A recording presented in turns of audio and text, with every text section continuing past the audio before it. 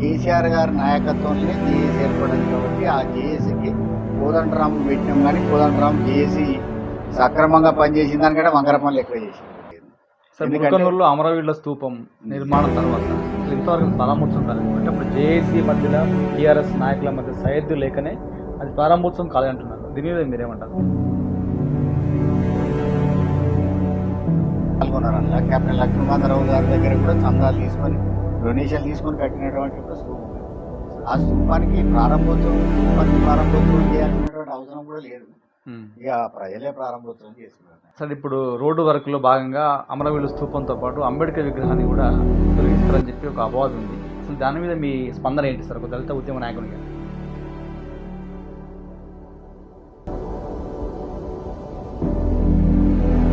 గతంలో మీరు అధికారంలో ఉన్నప్పుడు రాజ్యాంగాన్ని మారుస్తారని చెప్పి ఒక దళిత నాయకులు డాక్టర్ సూర్యకుమార్ గారు అని చెప్పి ప్రతిపక్ష కొంతమంది సంఘ నాయకులు మీద ఒక ఆరోపణ చేశాయి. అసలు రాజ్యాంగాన్ని మారుస్తారని చెప్పి మీరు అన్నారు. అసలు ఏం జరిగింది అక్కడ? రాజ్యాంగాన్ని మార్చడం అంటే బేసిక్ స్ట్రక్చర్ని మార్చాలి. మరి బాబాసాహెబ్ మత పిచ్చి లేదు, మతాల మధ్య విద్వేషాలు, ఆ విద్వేషాలను సలిమంటలు కాచుకునేటువంటి ఒక ప్రభుత్వం బీజేపీ ప్రభుత్వం అయితే తప్ప వేరే ప్రభుత్వాలు లేవు. అటువంటి కాంగ్రెస్ ప్రభుత్వం 16 నెలల కాలంలో ఒక మంచి ప్రజలకు ఉపయోగపడే కార్యక్రమం ఏం చేసిందని మీరు భావిస్తున్నారు? ఏది చేయలేదు. తెలంగాణ రాష్ట్రం మీద కోపం ముగ్గురు.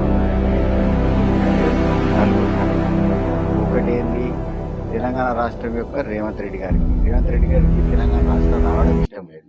ఇవన్నీ కలిపి చంద్రబాబు నాయుడును ఇవాళ ఇక్కడ గీసరావాలని ఆలోచిస్తున్నాడు. అత్యధికంగా దూషింపబడే ముఖ్యమంత్రి వాళ్ళు అన్నట్టు రేవంత్ ఇవ్వలేరు.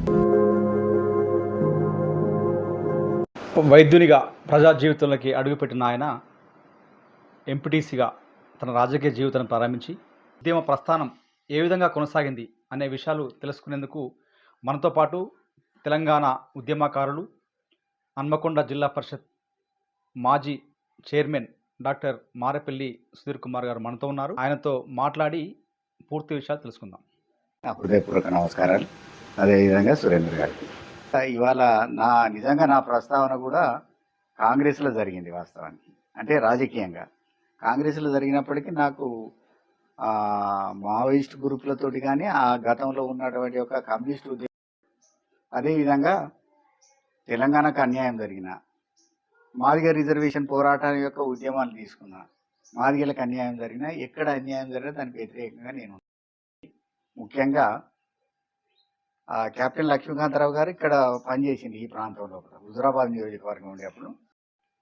అంటే కాంగ్రెస్ మీద మొదటి నుంచి ఉన్నది ఏంటి అంటే పనిచేసే వాళ్ళకు గుర్తింపు లేదు, అంటే మామూలు కార్యకర్తలాగా పనిచేసిన వాళ్ళకు గుర్తింపు లేదు. కాబట్టి ఆ గుర్తింపు కోసం మరి ఎవరైతే పనిచేసినారో వాళ్ళకి టికెట్ ఇవ్వకుండా వేరే వాళ్ళకి టికెట్ ఇవ్వడం, తద్వారా నేను కాంగ్రెస్ పార్టీని విడిచిపెట్టాలనేటువంటి ఆలోచనకు వచ్చిన. అదేవిధంగా కాంగ్రెస్ పార్టీ ఎప్పుడైతే విడిచిపెట్టామో మేము అప్పుడే తెలంగాణ ఉద్యమం స్టార్ట్ అయింది 2001. కాబట్టి తెలంగాణ ఉద్యమంలో పాల్పంచుకోవాలనే ఆలోచనతో తెలంగాణ ఉద్యమంలోకి వచ్చేసినాం. అదే టీఆర్ఎస్ పార్టీ. దానిలో నేను జిల్లా పరిషత్ చైర్మన్గా కూడా వైస్ చైర్మన్గా కూడా ఎన్నికైనా. అంటే ఇక్కడ భీమదేవరపల్లి జడ్పీటీసీగా మళ్ళీ తిరిగి ఎన్నిక కావడం జరిగింది. అంటే ఎంపీపీగా పనిచేసినటువంటి సందర్భాన్ని పురస్కరించుకొని అదే భీమదేవరపల్లి నుంచి కూడా మళ్ళీ నేను ఎన్నిక కావడం జరిగింది. ముఖ్యంగా ఏంటంటే పివి నరసింహారావు గారు ఈ ప్రాంతం లోపటి నుంచి ఒక పెద్ద ప్రధానమంత్రిగా, ఒక పెద్ద పోస్ట్, భారతదేశంలో అత్యున్నతమైనటువంటి యొక్క పదవి అయినటువంటి ప్రధానమంత్రి పదవిని చేపట్టిన తర్వాత మరి వారికి జరిగిన అన్యాయం కూడా చూసినాం మనం. అంటే కాంగ్రెస్ పార్టీలో ఎంత పెద్ద పదవిని ఆక్రమించినప్పటికీ కూడా, ఎంత పెద్ద పదవిని తీసుకున్నప్పటికీ కూడా అక్కడ ఉండేటువంటి యొక్క కాంగ్రెస్ యొక్క అధిష్టానం ఏదైతే ఉన్నదో, అటు సోనియా గాంధీ గారు కావచ్చు, తర్వాత వాళ్ళ కోటరీకి సంబంధించిన వాళ్ళు కావచ్చు, పివి నరసింహారావు గారిని ఏ విధంగా అనగదొక్కిందో చూసినాం. అదేవిధంగా కాంగ్రెస్ పార్టీ ఒక్కటిగా ఎన్నడూ ఉండదు. కొంతనేమో బీజేపీ పార్టీకి అనుబంధంగా ఉంటుంది, కొంతనేమో పైసలు ఎవరు ఎక్కువ ఇస్తారా అని ఎదురు చూస్తుంది. ఇంకొకరు ఏం చేస్తారంటే కాంగ్రెస్ పార్టీ లోపల సిద్ధాంతాన్ని పట్టుకొని ఉంటుంది. కొంతమంది ఉంటారు ఆ సిద్ధాంతాల పట్ల వాళ్ళకు సస్పెన్షన్లకు గురవుతారు. ఉదాహరణకు బక్క చేయడం కావచ్చు, ఇంకా ఇతరత్ర కావచ్చు. తెలంగాణ రాష్ట్ర ఏర్పాటు లోపల ఉద్యమాలు చేసినటువంటి చరిత్ర కేసీఆర్ గారు ఉద్యమం చేసే ప్రతిసారి కూడా అందరూ అవమానాల పాలు చేసింది ఎక్కువ మాట. తెలంగాణ రాదని, వచ్చిన తెలంగాణ రాకుండా పోతుంది అనే ఆలోచన తప్ప తెలంగాణ వస్తుంది అని చెప్పినప్పుడు చాలా తక్కువ మంది ఉన్నారు. ఏళ్ళ మీద లెక్క పెట్టచ్చు. ఆ నమ్మకంతో మీ అందరం కూడా కేసీఆర్ గారి నాయకత్వంలో కూడా పనిచేసింది. తెలంగాణ రావాలనే ఆకాంక్ష ఉన్నది కాబట్టి, తెలంగాణ రాష్ట్ర ఏర్పాటు యొక్క తథ్యం అనేటువంటి ఆలోచన ఉన్నది కాబట్టి మేము అందరం అలా చూడడం జరిగింది. అదేవిధంగా తెలంగాణ రాష్ట్ర ఉద్యమం చరిత్ర లోపల కూడా చాలామంది ఉన్నారు. చాలామంది జైళ్ళ పాలైన ఉన్నారు. నేను కూడా 3 సార్లు జైలు పోయినా. అదేవిధంగా సతీష్ బాబు కానీ ప్రతి గ్రామంలో ఉన్నటువంటి నాయకులు కూడా ఇవాళ చాలామంది కూడా జైల్లోకి పోయిన వాళ్ళు ఉన్నారు. కేసులు అనేకమైనటువంటి కేసులు ఉన్నాయి. అటు చేసిన తర్వాత జేఏసీ నిర్మాణం జరిగింది. జేఏసీ నిర్మాణం కూడా ప్రముఖ పాత్ర వహించింది కేసీఆర్ గారు. కేసీఆర్ గారి నాయకత్వంలోనే జేఏసీ ఏర్పడ్డది కాబట్టి ఆ జేఏసీకి కోదండరామును పెట్టినాం. కానీ కోదండరాము జేఏసీ సక్రమంగా పనిచేసిన దానికంటే వంకర పనులు ఎక్కువ చేసింది. జేఏసీ కానీ ఇతరత్ర రాజకీయ పార్టీలలో ఉన్న వాళ్ళందరూ కూడా వచ్చి వక్ర పనులు చేసి వాళ్ళ తెలంగాణ రాష్ట్రం కోసం మేము చేసినామనే ఆలోచన తీసుకొస్తారు. కానీ తప్పు. అంటే జేఏసీ తెలంగాణ అంటే ఉద్యమంలో పనిచేయలేదంటారు.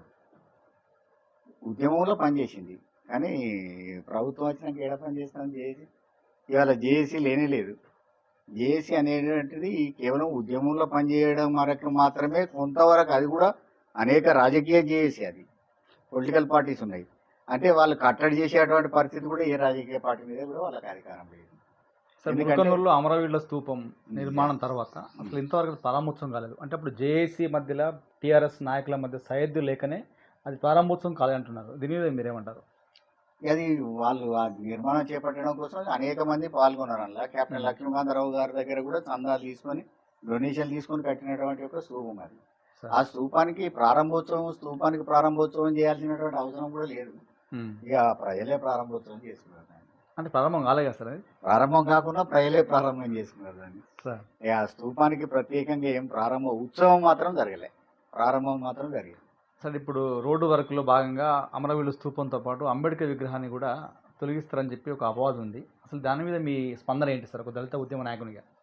దళిత ఉద్యమం అంటే అంబేద్కర్ విగ్రహాన్ని ప్రతిష్ఠించేది మేమే సార్. ఎందుకంటే ఆనాడు ఉన్నటువంటి ప్రతిభా భారతి అసెంబ్లీ స్పీకర్ ఉండే, తర్వాత సుద్దాలదేవ మంత్రిగా ఉన్నారు, సుద్దాలదేవయ్య మంత్రిగా ఉన్నారు, తర్వాత పెద్దిరెడ్డి గారు కూడా మంత్రిగా ఉన్నారు. వాళ్ళందరి సమక్షంలో జరిగినటువంటి సందర్భాన్ని చూసినాం మేము. అవును సార్. తర్వాత అప్పుడు వాజ్పేయి ప్రధానమంత్రిగా ఉండే. వాజ్పేయి ప్రధానమంత్రిగా ఉంటే ఎన్డీఏలో వీళ్ళు భాగస్వామ్య పక్షాన్ని, టీడీపీ కూడా భాగస్వామ్య పక్షం కాదు. భాగస్వామ్య పక్షం అయినప్పటికీ కూడా మీ అందరం రాజ్యాంగ సమీక్ష జరగద్దు అనేటువంటి ఆలోచన ఉంది. రాజ్యాంగం ఏదైతే బాబాసాహెబ్ అంబేద్కర్ రాసినారో అది ఇప్పటికీ ఇంకెప్పుడు ఇంకా లిఖిత రాజ్యాంగం, అతిపెద్ద లిఖిత రాజ్యాంగం కాబట్టి దాని యొక్క మనుగడ కొనసాగడం కోసం చేయాల్సిందే తప్ప రాజ్యాంగ సమీక్ష చేసి దాన్ని ఏమో చేసినామని మేమేమో చేసినాం, ఆ రాజ్యాంగాన్ని మార్చినాం అనేటువంటి ఉద్దేశంగా తీసుకొచ్చేటువంటి వాజ్పేయి కానీ, ఇవాళ రాజ్యాంగాన్ని మారుతాం అన్నటువంటి బీజేపీ సర్కార్ కానీ, ఇవి అన్నీ కూడా వట్టి మాటలు తప్ప ఇవేం చేసేటివి కావు. చేసినా ప్రజలు ఊరుకోరు.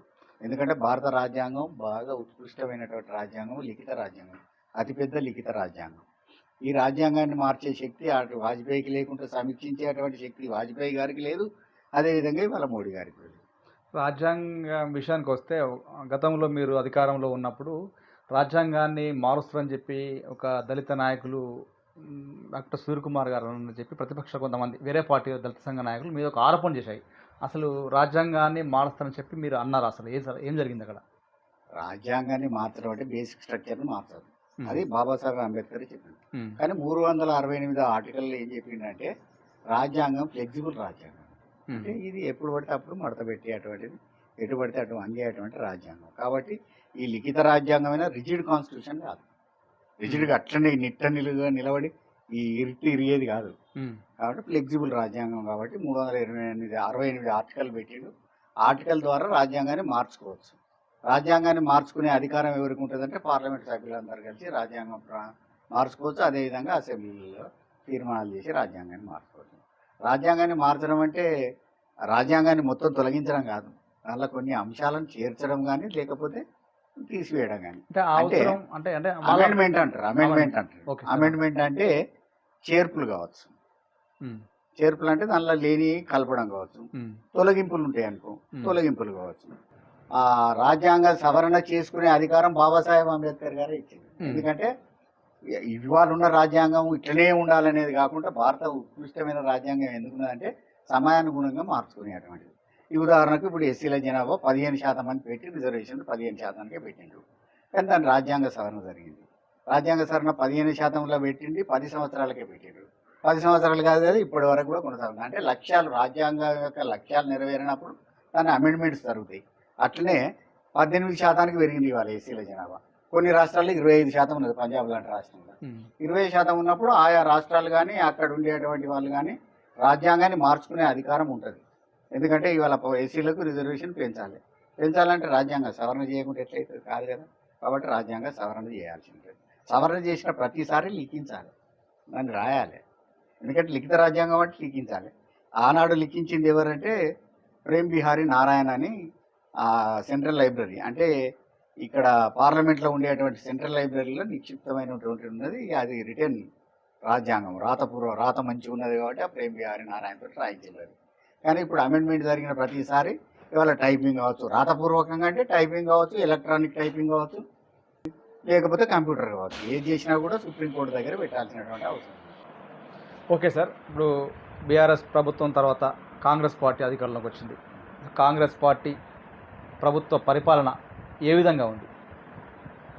కాంగ్రెస్ పార్టీ అనేక రకాల హామీలు ఇచ్చింది. కాంగ్రెస్ పార్టీ అంటే ఒక్క కాంగ్రెస్ పార్టీ కాదు, ఇవాళ అధికారంలో ఉన్నటువంటి కేంద్రంలో అధికారంలో ఉన్నటువంటి యొక్క బీజేపీ పార్టీ కాదు, లేకపోతే ప్రతిపక్షంలో ఉన్నటువంటి కాంగ్రెస్ పార్టీ కాదు. ఇవి రెండు పార్టీలు జాతీయ పార్టీలు. మిగతాది ఇది ప్రాంతీయ పార్టీ ఉంటుంది కదా. మొన్నటి వరకు ప్రాంతీయ పార్టీ ఉంటే ఈ జాతీయ పార్టీ యొక్క ఉద్దేశం ఏమున్నదంటే అయితే ఆయన ఉండాలి, లేకపోతే నేను ఉండాలి, అంతే ఆలోచన చేయాలని మోడీ గారు చెప్పారు. హైదరాబాద్కి వచ్చినప్పుడు మోడీ గారు ఏం చెప్పారంటే ప్రాంతీయ పార్టీలు అవసరం లేదు, ఈ దేశంలో కూడా జాతీయ పార్టీలే ఉండాలి. అంటే జాతీయ పార్టీలు అంటే ఈజీగా తీసుకోవచ్చు కదా, కాంగ్రెస్ క్లోజ్ చేయడం ఈజీ. ప్రాంతీయ పార్టీలు ఉంటే మాత్రం తీసుకోవడానికి వీలు లేదు. కాబట్టి ఈ ప్రాంతీయ పార్టీలు ఉండద్దు అనేటువంటి దానిలో ముఖ్యంగా మోడీ గారు ఉన్నారు. రాహుల్ గాంధీ గారు నిజంగానే అందులో పడ్డరు, ఆ చక్కెరలో పడ్డరు ఏందో తెలియదు, కానీ ఆయన కూడా అదే మాట్లాడతారు ఇవాళ. అంటే ఇక్కడ ప్రాంతీయ పార్టీ ఉన్నదా, ఇక్కడ ఈ ప్రాంతంలో ఉన్నటువంటి ప్రజలు ముఖ్యం కదా. ఈ ప్రాంతంలో ఉన్నది కనుక చూసినట్లయితే మనము ఇవాళ జీడిపి పెంచింది ప్రాంతీయ పార్టీ, అది మరి ఏ జాతీయ పార్టీ పెంచలేదు ఇవాళ జీడిపి ఇంతగా. మరి జిఎస్డిపి పెంచినాము, జిఎస్డిపి పర్ క్యాపిటల్ పెంచినాము. తర్వాత అనేక సంక్షేమ కార్యక్రమాలు ఈ రాష్ట్రంలో జరుగుతున్నాయి. దీన్ని కేంద్రంలో తీసుకుని ఇతర రాష్ట్రాలు కూడా ఆదర్శంగా తీసుకున్నటువంటి, అంటే రైతు బంధు లాంటి పథకం కావచ్చు, లేకపోతే రైతు బీమా పథకం కావచ్చు. రైతు బంధుకు అనుబంధంగా బీమా కూడా చేసింది. 59 సంవత్సరాలు నిండి ఆ కుటుంబం పెద్ద కనుక చనిపోతే 5 లక్షల రూపాయలు ఇమీడియట్గా ఇచ్చేటువంటి ఒక ఇన్సూరెన్స్ పథకం. దానికి ప్రీమియం కట్టాలంటే రాష్ట్ర ప్రభుత్వమే కట్టాలి కదా. మరి అదే కాకుండా ఇవాళ మిషన్ కాకతీయ కావచ్చు, తర్వాత మహిళలకు నీళ్ళు ఇచ్చేటువంటి ఒక మిషన్ భగీరథ కావచ్చు. ఇట్లాంటి అనేక పథకాలు కాకుండా మహిళల కోసం చేసినటువంటి పథకాలు కాకుండా, అంటే ఇవాళ ముఖ్యమంత్రిగా పనిచేసినటువంటి కేసీఆర్ గారిని నేను చూడలే ఇంతవరకు. ఆ కేసీఆర్ గారు చేసినటువంటి యొక్క పనులు ఏవైతే ఉన్నాయో ఏ ముఖ్యమంత్రి కూడా చేయలే. నేను 30 సంవత్సరాలుగా రాజకీయంగా ఉన్నా, అంటే 2000 నుంచి 1995 నుంచి ఇప్పటి వరకు 30 సంవత్సరాలు అయితే 30 సంవత్సరాలు రాజకీయంగా ఉన్నా. అంతకుముందు పౌరుడిగా ఉన్నా, భారత పౌరుడిగా ఉన్నప్పుడు మొరార్జీ దేశాయ్ నుంచి మొదలుకొని ఇవాళ మోడీ వరకు ప్రధానమంత్రిని చూసాం. ముఖ్యమంత్రులు అనేక మంది ఉన్నారు. చెన్నారెడ్డి గారు ముఖ్యమంత్రి 78లో ఉంటే ఇప్పటి వరకు ఉన్న ముఖ్యమంత్రి రేవంత్ రెడ్డి గారి వరకు కూడా చూసినాం. ఇవన్నిట్లో కూడా బేరీ చేసి చూసింటే మాత్రం తప్పకుండా కేసీఆర్ గారే కనపడతారు. కేసీఆర్ గారి లెక్క పరిపాలన చేసినటువంటి ఒక ప్రభుత్వం లేదు, ఇవాళ ప్రజాప్రతినిధి కూడా లేడు ఈ దేశం. సరే, హుస్నాబాద్లో అభివృద్ధి విషయంలో ఇక్కడ ప్రాతినిధ్యం వహిస్తున్నటువంటి మంత్రిగా ఉన్నారు పొన్నం ప్రభాకర్. ఏమున్నది, ఆయనే ఈ ప్రభుత్వంలో భాగస్వామి. ఈ ప్రభుత్వంలో భాగస్వామి అంటే అవినీతి ప్రభుత్వం ఉన్నది. ఇవాళ అవినీతి ప్రభుత్వంలో అందరూ భాగస్వాములే, అలా మంత్రులైన భాగస్వాములే, కింది కార్యకర్తల వరకు కూడా ఆ అవినీతి ఇవాళ వచ్చిందంటే. ఆనాడు కార్యకర్తలలో అవినీతి లేదు, ఎక్కడ అవినీతి లేదు, కానీ అవినీతి అని ఒక దుష్ప్రచారం చేసింది. కాంగ్రెస్ చేసింది, బీజేపీ చేసింది, రెండు చేసింది. ఇవాళ కాంగ్రెస్ బీజేపీ రెండు మిలాఖత్ అయింది. రెండు మిలాఖత్ అయిపోయి ఇలా ఎడ్ చేసి మనం ఈ తెలంగాణ రాష్ట్రంలో కూడా బీఆర్ఎస్ రావద్దు అనేటువంటి ఆలోచన తీసుకొస్తా ఉన్నారు. బీజేపీ అనుకూలమైనటువంటి కాంగ్రెస్ ప్రభుత్వం కావచ్చు, పార్లమెంట్ ఎలక్షన్లో కూడా మేము చూసినాం. ఎందుకంటే నేను పార్లమెంట్ అభ్యర్థి కూడా కాంటాక్ట్ చేసిన వరంగల్ నియోజకవర్గం. ఇక్కడ చూడండి కరీంనగర్లో ఒకే సామాజిక వర్గానికి చెందినటువంటి కాంగ్రెస్ అభ్యర్థి అదే సామాజిక వర్గం, బీఆర్ఎస్ కావాలని లేట్ చేసి దాన్ని తీసుకొచ్చి అదే సామాజిక వర్గాన్ని వెంచాల రాజేంద్రరావు ఎవరికి తెలియనటువంటి మనిషి ఆయన తీసుకొచ్చి పెట్టి ఇవాళ మా క్యాండిడేట్ని ఓడగొట్టాలని ఆలోచన చేశారు. కాబట్టి బండి సంజయ్ కాపాడతాడు కదా, ఆయన రేవంత్ రెడ్డి గారిని కాపాడేదే బండి సంజయ్ గారు. ప్రపంచ దేశాలలో 195 దేశాలు ఉన్నాయి. యుఎన్ఓ రికగ్నైజ్డ్ కంట్రీస్ 195 ఉన్నాయి. ఏ రంగంలో బాగుపడదో చెప్పు భారతదేశం. ఇవాళ ప్రధానమంత్రి బీజేపీ ప్రధానమంత్రి ఏం చెప్తాడు? పిచ్చి లేపుతాడు. అనవసరంగా మత విద్వేషాలు రెచ్చగొట్టేటువంటి ఆలోచన చేసి భారతదేశాన్ని ముక్కలు చేయాలనే ఆలోచన వాళ్ళకున్న తప్ప వేరే వాళ్ళకి ఎవరికి లేదు. ప్రపంచంలో ఉన్న 195 దేశాల లోపల యుఎన్ఓ రికగ్నైజ్డ్ కంట్రీస్ లోపల ఒక్క దేశం అన్న మతతత్వంతో బాగుపడదో చూపెట్టండి. ఏదన్నా పేరు చెప్పండి. ఆ నార్త్ ఆఫ్రికా ఏంటో నార్త్ సుడాన్ కావచ్చు, లిబియా కావచ్చు, సోమాలియా కావచ్చు, వెస్ట్ ఏషియాలో ఉన్నటువంటి ఒక ఇరాన్ కావచ్చు, ఇరాక్ కావచ్చు, ఈ దేశాలన్నీ కూడా మత విద్వేషాలతో, మన పక్కకున్న ఆఫ్ఘనిస్తాన్ కూడా మత విద్వేషాలు రెచ్చగొట్టుకుని మత విద్వేషాలను బాగా ఒక మతమే కావచ్చు, 2 మతాలు కావచ్చు, ఇతరత్ర మతాలు కావచ్చు, మత విద్వేషాలతోటి జరిగేది ఆలోచన చేయాలి. కేవలం ఈ మత పిచ్చి లేపి మతాల మధ్యన విద్వేషాలు రెచ్చగొట్టి ఆ విద్వేషాలను చలిమంటలు కాచుకునేటువంటి ఒక ప్రభుత్వం బీజేపీ ప్రభుత్వం అయితే తప్ప వేరే ప్రభుత్వాలు లేవు. అటువంటి బీజేపీ మీరు అందరూ కూడా ఆలోచించాలి. ఎందుకంటే విద్యావంతులైన చదువుకున్న వాళ్ళు కొంతమంది ఆలోచించేటువంటి కేవలం సంకుచిత భావజాలంతో ఉండకూడదు. వాళ్ళు కూడా ఆలోచన చేయాలి. ఆలోచన చేసి దాని గురించి అసలు ఏం జరిగింది, ఈ దేశం ఎటుపోతుంది, ఈ దేశం యొక్క పరిస్థితి ఏంది అనేటువంటి ఆలోచన చేయాల్సిందే నేను వాళ్ళని కూడా కోరుతాను. అది కాకుండా వీళ్ళు ఇలా పెట్టినటువంటి గ్రూప్ 1 సర్వీస్ కూడా కరెక్ట్. ఒక్క పరీక్షకు 2 హాల్ టికెట్లు ఈ భారతదేశ చరిత్రలో లేదు. మొట్టమొదటిసారి స్కామ్ నడిచి అతిపెద్ద స్కామ్, వ్యాపారం స్కామ్ కంటే పెద్ద స్కామ్ ఇది. ఆ స్కామ్ ఇవాళ జరుగుతుంది ఇక్కడ తెలంగాణ రాష్ట్రంలో. గ్రూప్ 1 సర్వీస్ పేరిట గ్రూప్ 1 సర్వీస్ పేరిట అసలు జీవో 55 ఉండగా 29 తీసుకురావాల్సిన అవసరమే లేదు. 29 ఏంటంటే ఇక అనేక అవకతవకలు ఒక్కటని చెప్పడానికి లేదు. చాలా అవకతవకలు జరిగిన కాబట్టి ఆ గ్రూప్ 1 ఎట్లా క్యాన్సిల్ చేయాల్సిందే అది. ఎందుకంటే జస్ట్ వాళ్ళకు ఇది బయోమెట్రిక్ ఆధార్ పట్టిక లేదనే తీసేసి చిన్న అవి. ఇంకా బయోమెట్రిక్లు ఏమో అన్యాయం జరిగింది లేదు, అనుమానం బయోమెట్రిక్ పెట్టకపోతే తమ్మని ఏమన్నా నచ్చింది అనేటువంటి ఆలోచన. కానీ వాళ్ళ అనుమానాలు కాదు, నిజంగానే జరిగినాయి కదా. ఒక్క 2 సెంటర్లలో 71 మంది ఎట్లా పాస్ అవుతారు, ఎట్లా గ్రూప్ సర్వీసులో ఉద్యోగాలు వస్తాయి, మహిళల కోసం ప్రత్యేకంగా సెంటర్లు ఎట్లుంటాయి, అది యూపీఎస్సీలో లేకపోతే ఇదివరకు ఉన్నటువంటి యొక్క దానిలో కూడా జరగలేదు. జరగకపోయినప్పటికీ కూడా ఈ టీజీపీఎస్సీ అని పెట్టి టీఎస్పీఎస్సీ తీసి టీజీపీఎస్సీ పెట్టి ఇవాళ ఈ అనేక గందరగోళం సృష్టించి విద్యార్థులను నిరుద్యోగులను దెబ్బతీసేటువంటి. సార్, చివరిసారిగా కాంగ్రెస్ ప్రభుత్వం 16 నెలల కాలంలో ఒక మంచి ప్రజలకు ఉపయోగపడే కార్యక్రమం ఏం చేసిందని మీరు భావిస్తున్నారు? ఏది చేయలేదు. తెలంగాణ రాష్ట్రం మీద కోపం ముగ్గురికి ఉన్నది. మెయిన్గా ముగ్గురికి అంటే నలుగురికి అనుకో. ఒకటేంది, తెలంగాణ రాష్ట్రం యొక్క రేవంత్ రెడ్డి గారికి తెలంగాణ రాష్ట్రం రావడం ఇష్టం లేదు. వచ్చిన రాష్ట్రం ఈ విధంగా వెలుగొందడం ఇంకా ఇష్టం లేదు. ఎందుకంటే 3% జనాభా లేని 30 అవార్డులు తీసుకున్నటువంటి పంచాయతీరాజ్లో చూస్తే 3% జనాభా కూడా లేదు ఈ దేశంలో, కానీ 30% అవార్డులు తీసుకుంటే వాళ్ళకి ఇష్టం లేదు. అట్లనే మోడీ గారికి ఇష్టం లేదు. ఎందుకంటే తెలంగాణ రాష్ట్రం ఏర్పడంగానే తెలంగాణకు వచ్చి ఆయన మాట్లాడిన మాట ఏంది, తల్లిని చంపారు పిల్లల్ని తీసినరా అంటే ఏందన్నట్టు. తెలంగాణ రాష్ట్రం రావడం ఇష్టం లేదు. చంద్రబాబు నాయుడు గారికి ఇష్టం లేదు. కాబట్టి వీళ్ళు ముగ్గురు ఒకటైనరు. అదే కాకుండా కొన్ని వార్తాపత్రికలు ఆనాడు తెలంగాణ రాష్ట్రం ఏర్పడడం ఇష్టం లేదో అవన్నీ కూడా ఈ రేవంత్ రెడ్డి గారికి అనుకూలంగా చెప్పాయి. కారణం ఏంటంటే ఆ పత్రికా యాజమాన్యాలు కూడా ఇవాళ తెలంగాణ రాష్ట్రం తెలంగాణ అభివృద్ధిని ఆకాంక్షించలేదు. కాబట్టి తెలంగాణ రాష్ట్రం యొక్క అభివృద్ధిని ఆకాంక్షించినటువంటి అన్ని పార్టీలు భారతదేశంలో ఉన్నటువంటి యొక్క యూపీఏ కావచ్చు, లేకపోతే ఎన్డీఏ కావచ్చు, తర్వాత ఇక్కడ ఉండేటువంటి ఒక చంద్రబాబు నాయుడు కావచ్చు, ఇక్కడ ఉన్న రేవంత్ రెడ్డి, వీళ్ళందరూ కూడా ఒకటే. అదే కాకుండా పత్రికా యాజమాన్యాలు కూడా కొన్ని ఉన్నాయి, అవి కూడా చేస్తూ ఉన్నాయి. ఇవాళ ఇవన్నీ కలిపి చంద్రబాబు నాయుడును ఇవాళ ఇక్కడికి తీసుకురావాలనే ఆలోచనకు ఉన్నటువంటి సందర్భం చూస్తూ ఉన్నాం. కాబట్టి ఏది ఏమైనప్పటికీ ఇవాళ బీజేపీకి పోయినా రేవంత్ రెడ్డికి ఏముండదు. ఎక్కడ పోయినా రేవంత్ రెడ్డి అనగానే అత్యధికంగా దూషింపబడే ముఖ్యమంత్రి వాళ్ళు అన్నట్టు రేవంత్ రెడ్డి, ఇంకెవరు లేరు. ఈ భారతదేశ చరిత్ర లోపలనే ఇటువంటి ఒక ముఖ్యమంత్రిని చూడలేదు వాళ్ళు.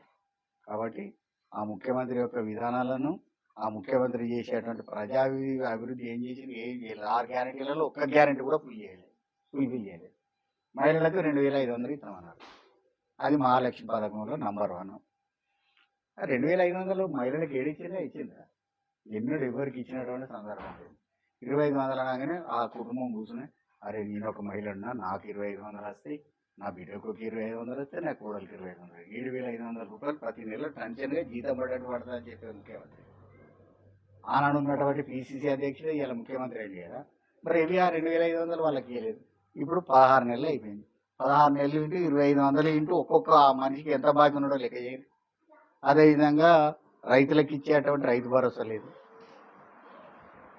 రైతు మందు ఇస్తే ఆయన ఇచ్చేది ఎక్కడదా, బిచ్చం ఇస్తాను 10,000 రూపాయలు, మేము 15,000 ఇస్తాను, ఇయ్యంగా ఇవ్వడం వద్దన్నాను. 15,000 కాదు కదా, 15 పైసలు కూడా ఇవ్వరు. ఎండాకాలం వాన పోయినసారి ఇప్పుడు కథం అయిపోయింది, వర్షాకాలం కథం అయిపోయింది, ఈసారి లేనే లేదు. ఈసారి కూడా మొత్తం ఇవ్వలే. తర్వాత రైతు రుణమాఫీ 2 లక్షలు చేస్తామన్నాడు. 2 లక్షలు ఎక్కడున్నాయి? రుణమాఫీ లేదు, ఏం లేదు. ఇట్లా అనేక రకాలుగా ఇవాళ కేసీఆర్ కిట్లు లేవు.